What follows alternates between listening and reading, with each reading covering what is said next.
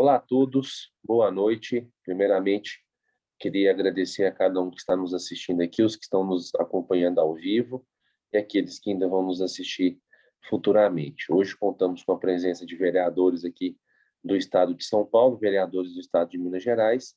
Eu estou em Brasília nesse momento gravando essa conversa. Meu nome é Caio, podem me chamar apenas de Caio mesmo, ou professor Caio, se preferirem.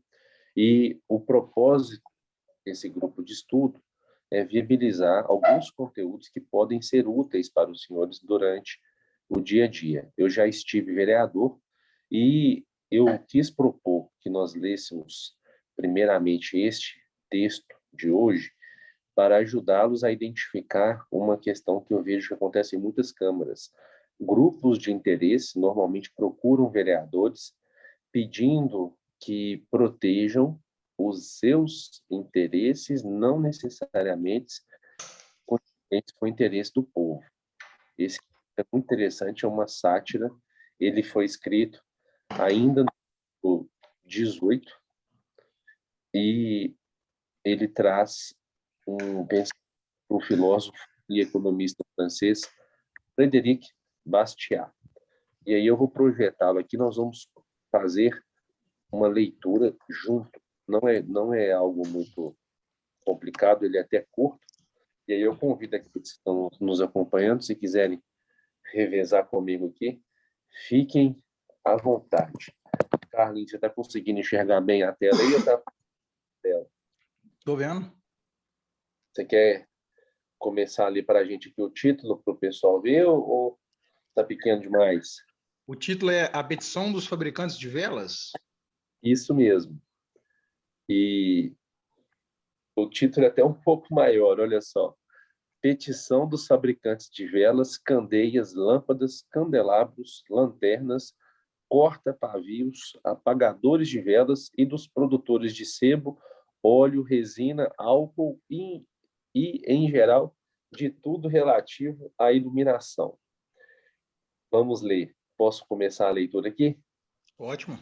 Esse está disponível no site da organização Mises e ele foi escrito, como eu já mencionei, pelo economista francês Frédéric Bastiat.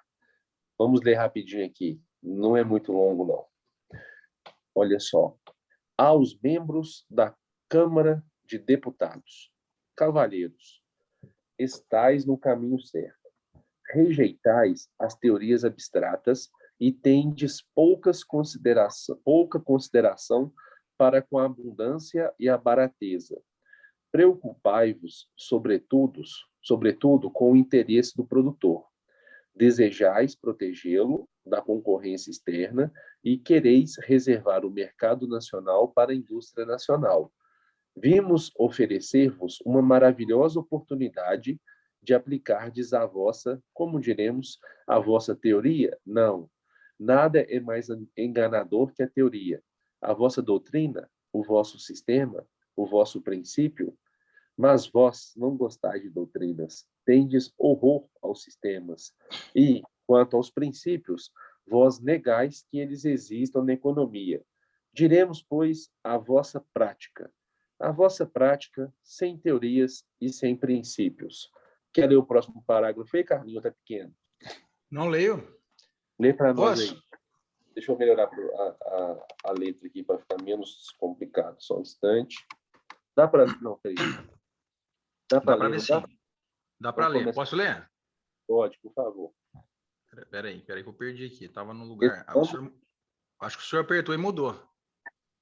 Você tá Não, vendo espera aí? aí. Agora acho que vai.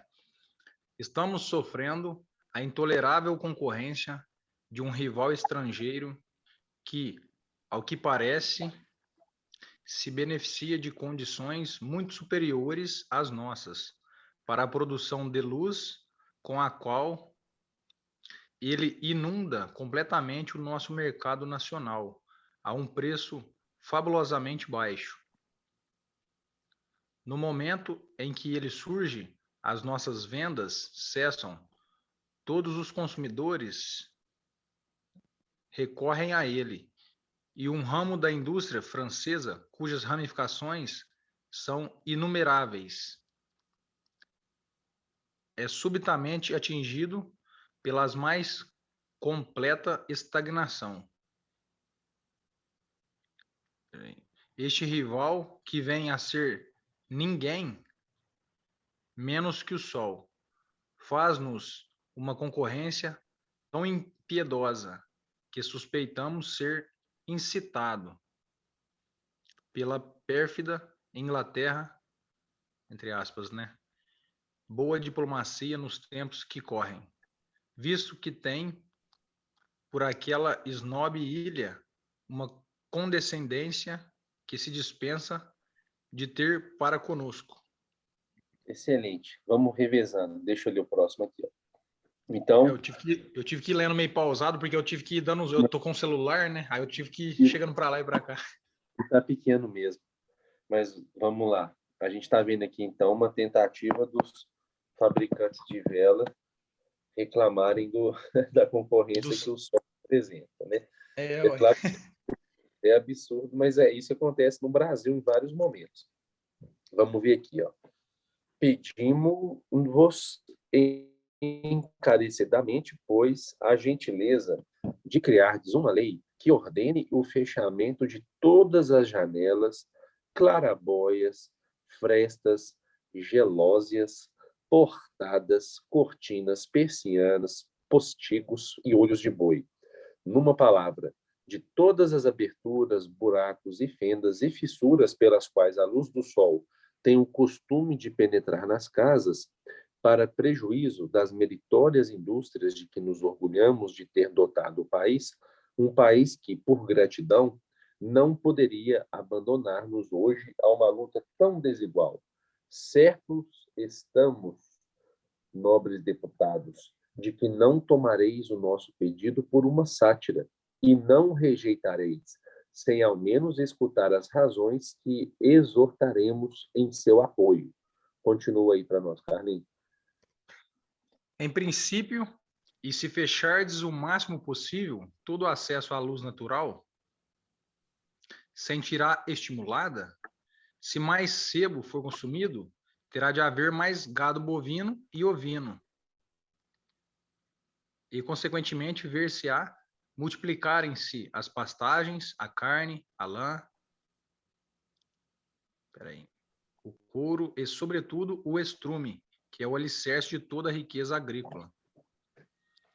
Se mais óleos forem consumidos, ver-se-á expandir-se a cultura da papoula, da oliveira e do nabo. Estas plantas ricas e erosivas, oportunamente, nos permitirão aproveitarmos-nos da crescente fertilidade que o rebanho adicional trará às nossas terras. Pode continuar. Desculpa, deixa eu arredar para baixo aqui.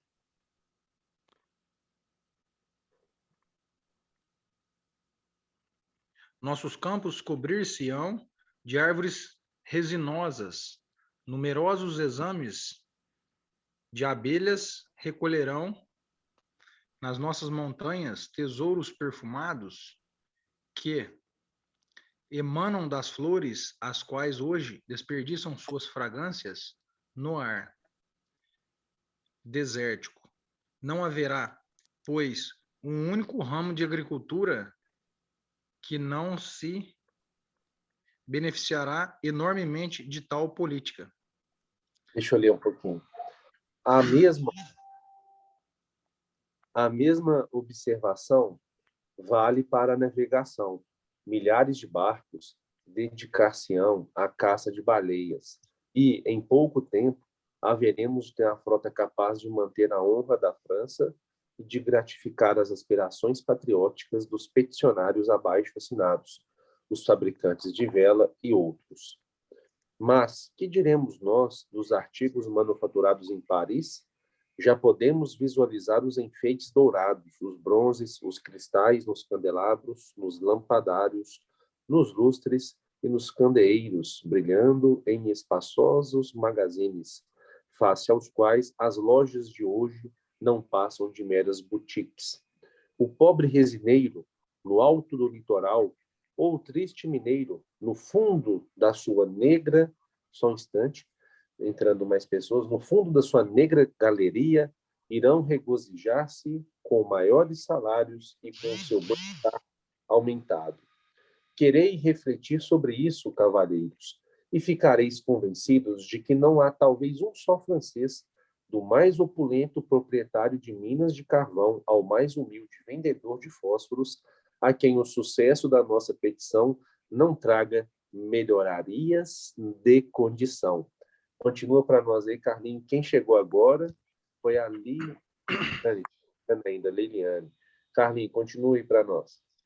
Prevemos as vossas objeções, cavalheiros, mas sabemos que vós não nos oporeis uma única objeção que não tenhais retirado daqueles decadentes livros utilizados pelos defensores do livre comércio.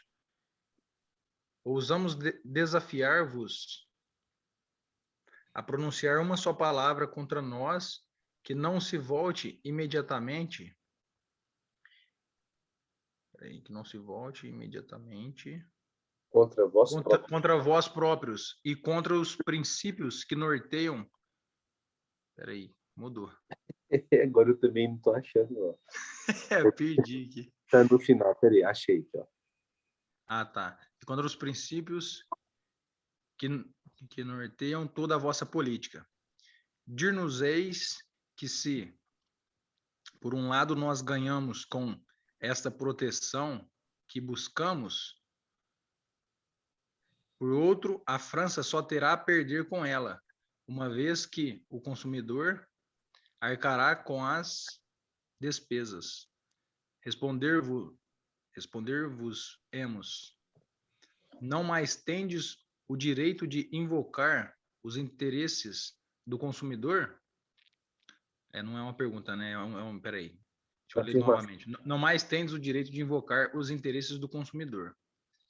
Pois sempre que o interesse deste se viu em confrontação com o do produto, sacrificaste sempre o próprio consumidor e assim procedestes de maneira sábia para estimular o trabalho e aumentar o emprego.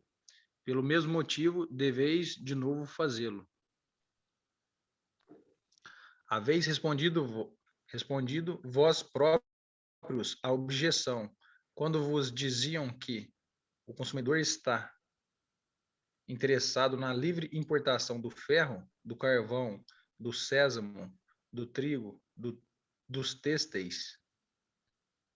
Vós dizieis, sim, mas o produtor está interessado na sua exclusão. Pois bem, se os consumidores estão interessados na livre admissão da luz natural, os produtores de luz artificial estão igualmente interessados na sua proibição. Deixa eu ler um pouquinho agora também. Vamos lá. Só um instante.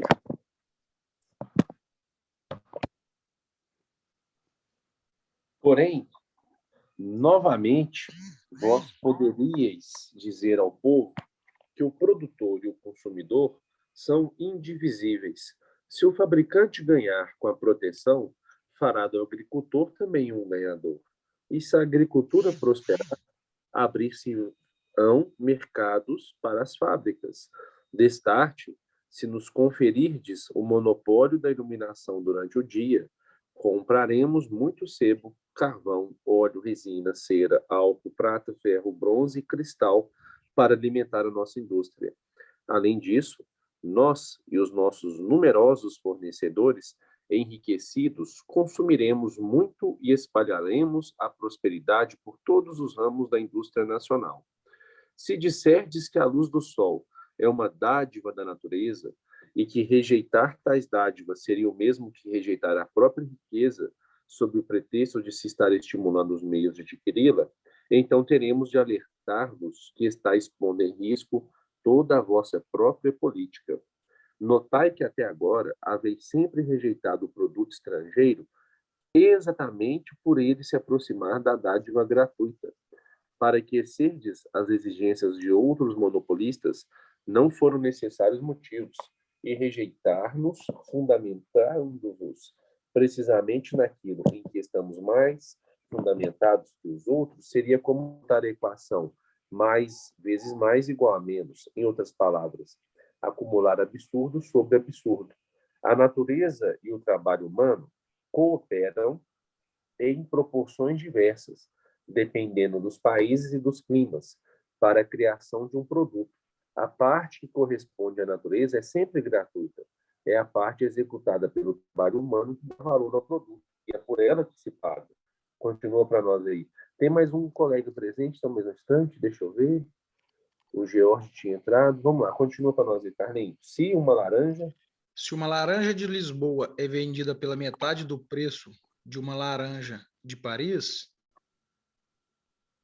é porque o calor natural e, por consequência, gratuito, faz por uma o que o calor artificial e, por isso, custoso precisa fazer pela outra. Assim, quando uma laranja nos chega de Portugal, podemos dizer que... Peraí. Laranja de Paris... Peraí. Podemos dizer que metade nos é dada gratuitamente e a outra metade com custos. Em outras palavras, ela chega a nós pela metade do preço da laranja de Paris.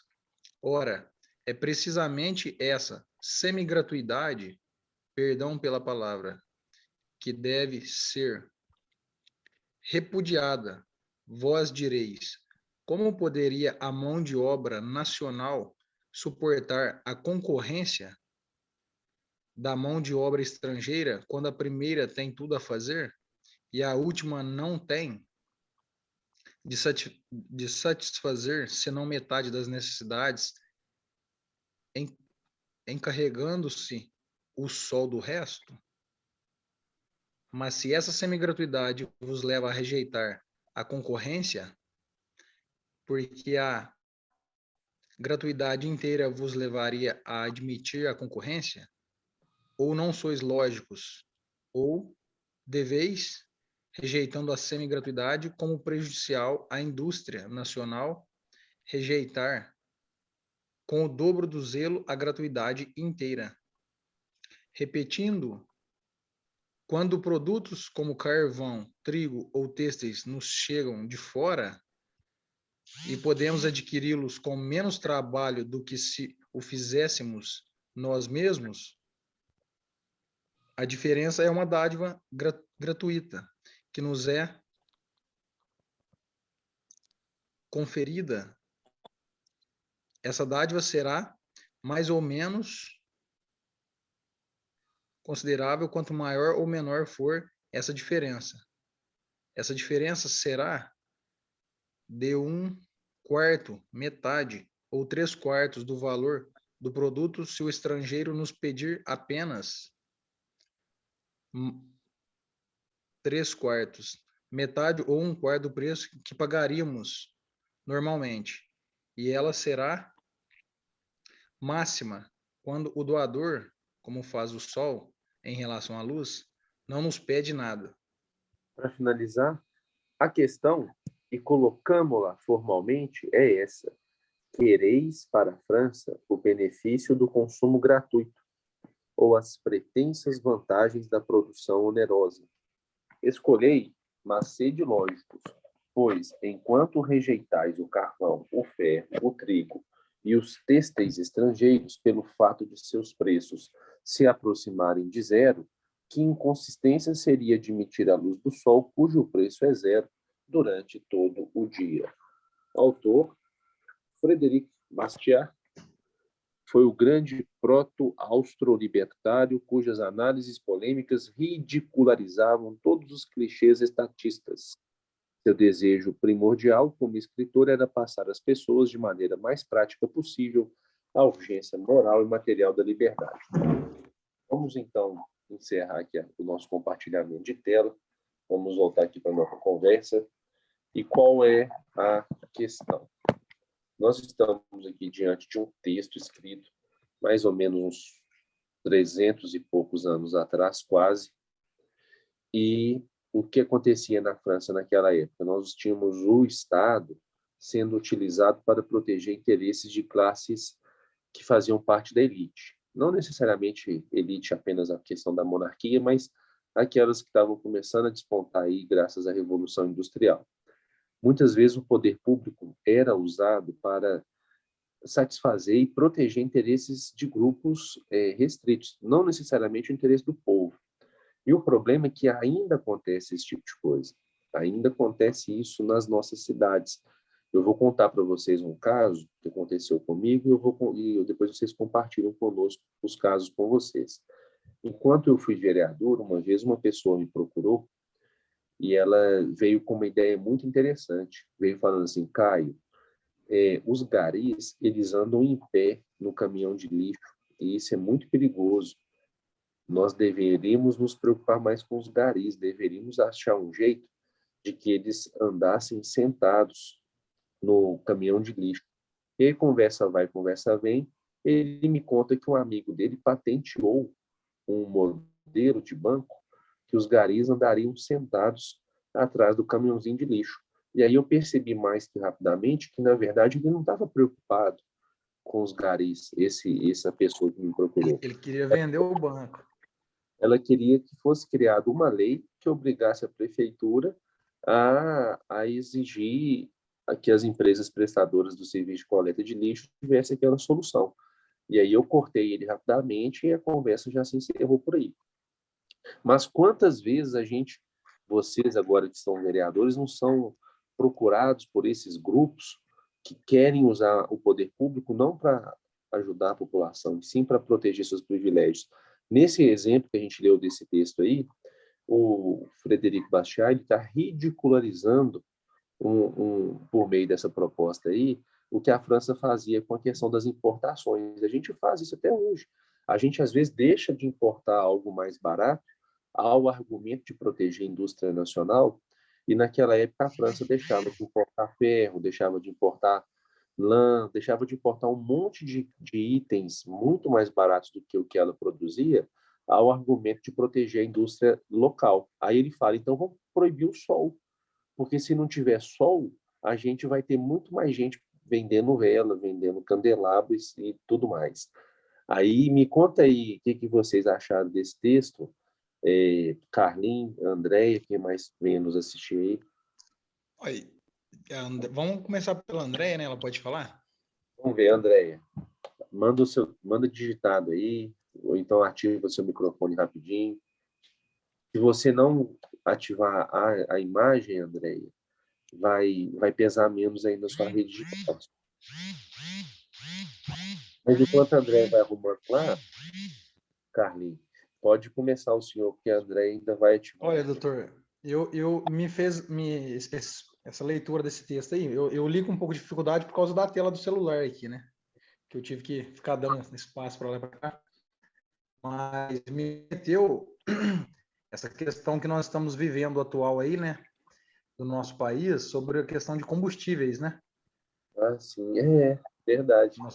Nós aqui mesmo, próximo de nós aqui, para o senhor ter uma base aqui, nós temos aqui uma extensa área de cana, como né, nós falávamos aí né, no começo, e tem as usinas, que elas fazem a moagem da cana ali, né, sucrocolheira, né, e dali levam para onde faz lá né, o álcool mesmo, Não é das usina, distribuidoras.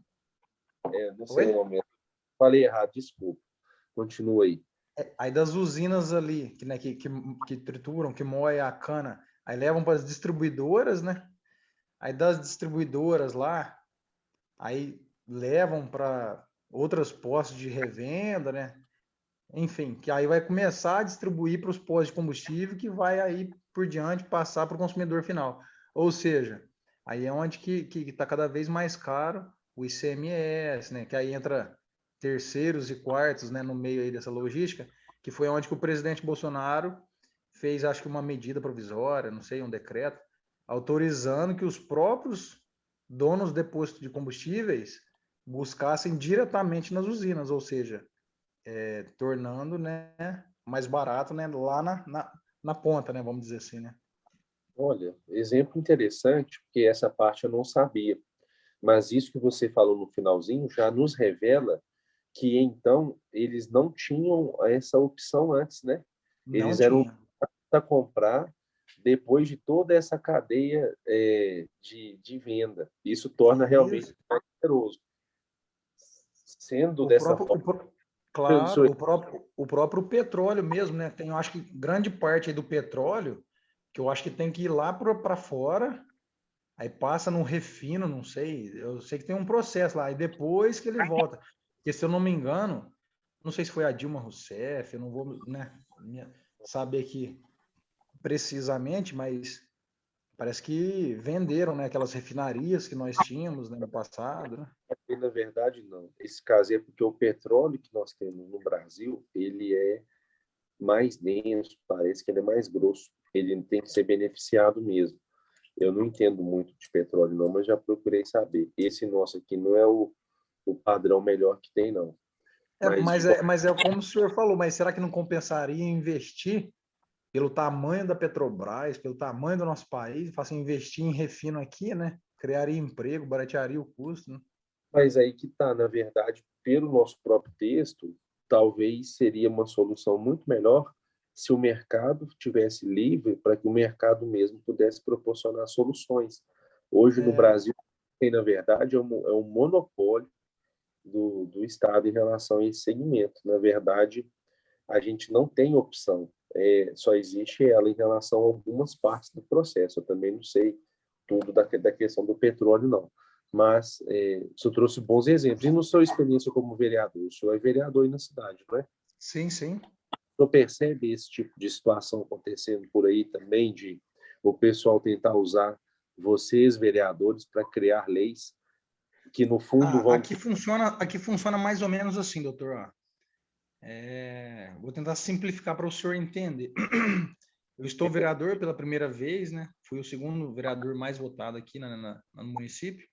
Município aí com 4.750 habitantes.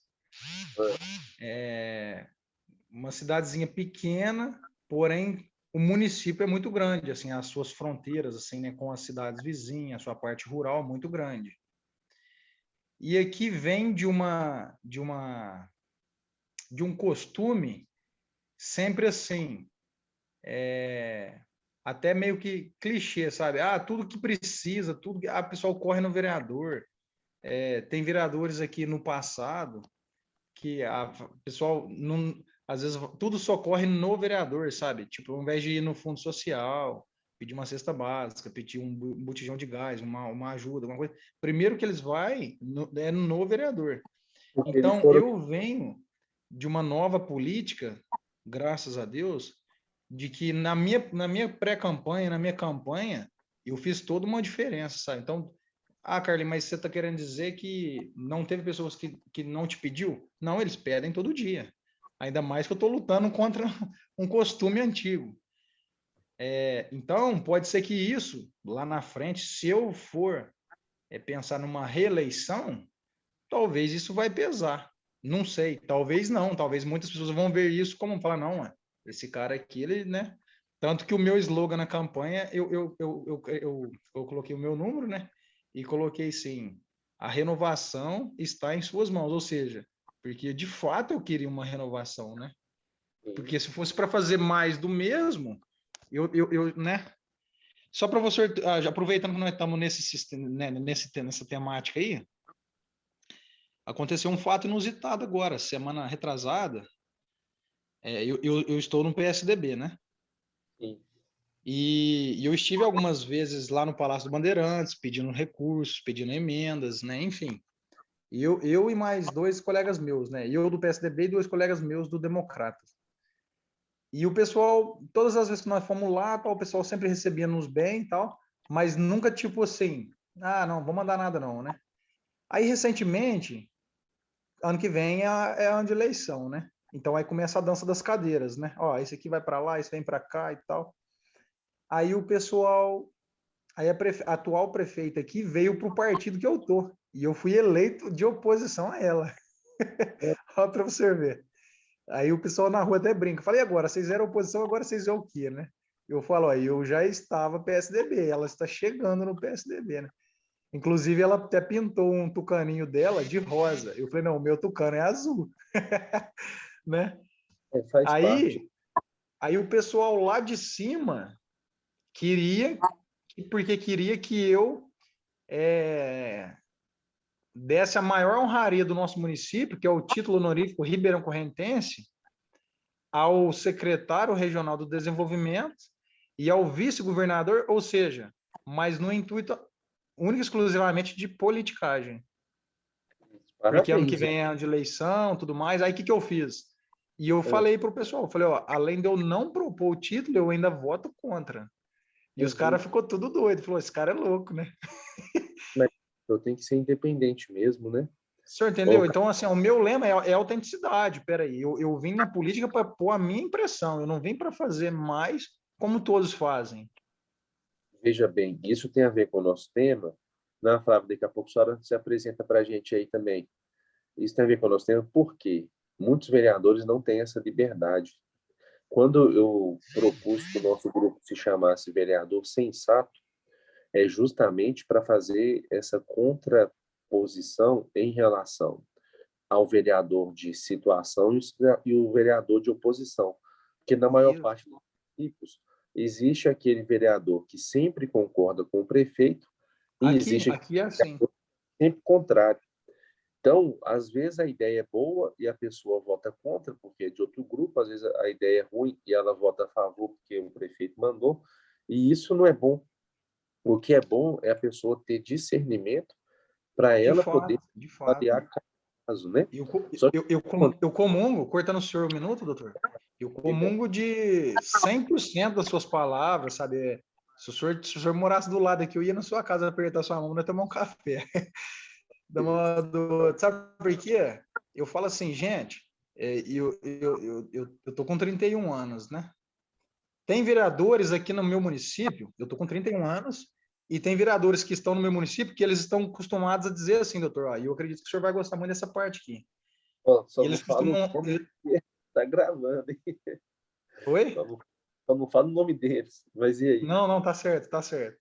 E O que eles que eles costumam falam? dizer assim, vereadores no passado, não agora atual. E eles costumam dizer assim: ah, fiquei 2 mandatos, fiquei 3 mandatos, fiquei 5 mandatos, 10 mandatos, um exemplo. Assim como o senhor mencionou lá no vereador sensato, espera aí. Adianta você colocar 100 projetos ou 200 indicação? Espera aí. Faça coisa, né, contextualizada, que de fato vai ter sentido, né? Então, assim, ó, eu estou vereador, vamos inteirar um ano, né, daqui a pouco, né? E eu fiz coisas que em vereadores que ficaram aí 12 anos nunca fizeram e nunca vão fazer.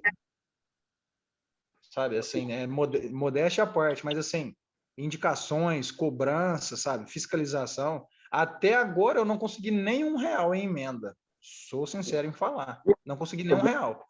Mas não tem problema, sabia que não tem problema? Porque o seu papel não é ficar pegando emenda, o seu papel é Claro, fiscalizar.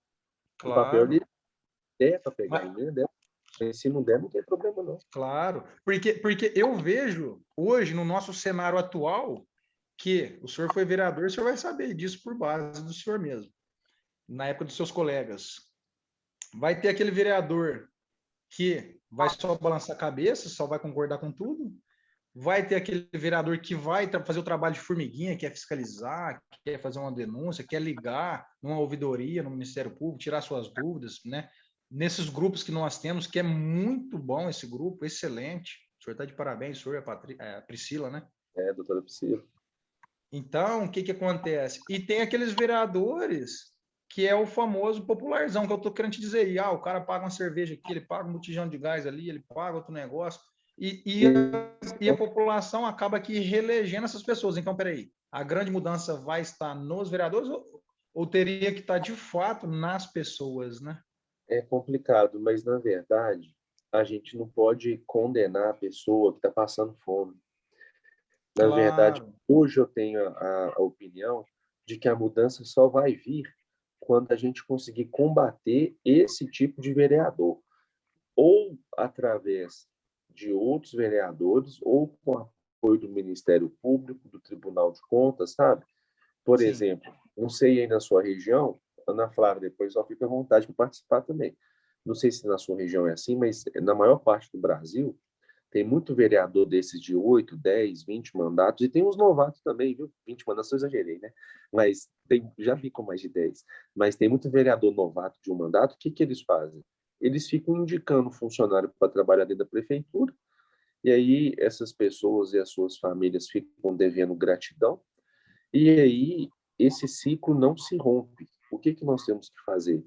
Exigir concurso, exigir processo seletivo, que aí a política para de ser um bom negócio para esse tipo de gente, entendeu? Não, Não é que claro, claro, concordo 100%.